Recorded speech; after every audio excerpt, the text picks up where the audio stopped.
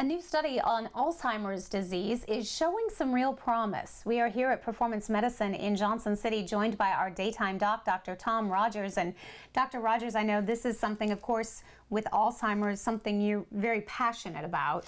Right. You know, my mother passed away this past summer with Alzheimer's. My grandmother had Alzheimer's, and running kind of an anti-aging type clinic, of course, we're interested in how to prevent it. So this was a study done out of UCLA and showing some real promise. Tell me about this. They've known about Alzheimer's for 100 years. They've never shown that any medicine ever reversed memory loss with Alzheimer's. I mean, we have certain medications like Aricept and Namenda, which I think may, kind of hold it at bay a little bit, but nothing is really very effective. The study that came out on October 4th out of the leading Alzheimer's research center in the United States, UCLA, where I've been and studied some about it, but showed that it was a small study, but it showed the only thing that's ever shown to help people gain back some memory with Alzheimer's disease. That's exciting.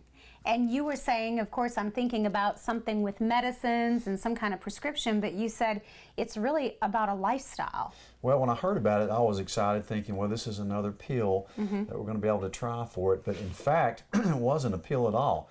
It was a lifestyle and a combination of vitamins, over-the-counter vitamins. And these are vitamins that you have right here in your office every day. Well, we've been using these same vitamins for years. I've been taking them for years myself, but and along with lifestyle, I will mention that exercise 30 minutes a day, and you can write this down if you want because it's a great regimen, but exercise 30 minutes a day, at least 5 days a week. Meditation helps. Okay. Yoga helps. Cutting out processed food. Okay. Cutting out glutens. Eating low carbohydrate like we push. Even fasting for 12 hours. In other words, when you eat supper, you should not eat anything until 12 hours later.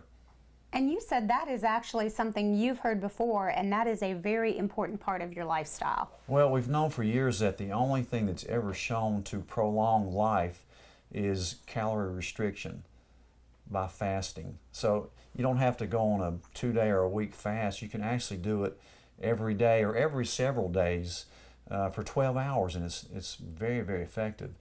But the vitamin list that they had was kind of interesting because it's something we push every day anyway. At the top of the list, of course, is vitamin D. Okay. The next thing was methylcobalamin, which is the pure form of B12. Okay. Most of the time when you get B12, you're getting cyanocobalamin. Don't ever take cyanocobalamin. Take methylcobalamin. Because think cyanide when you think cyanocobalamin.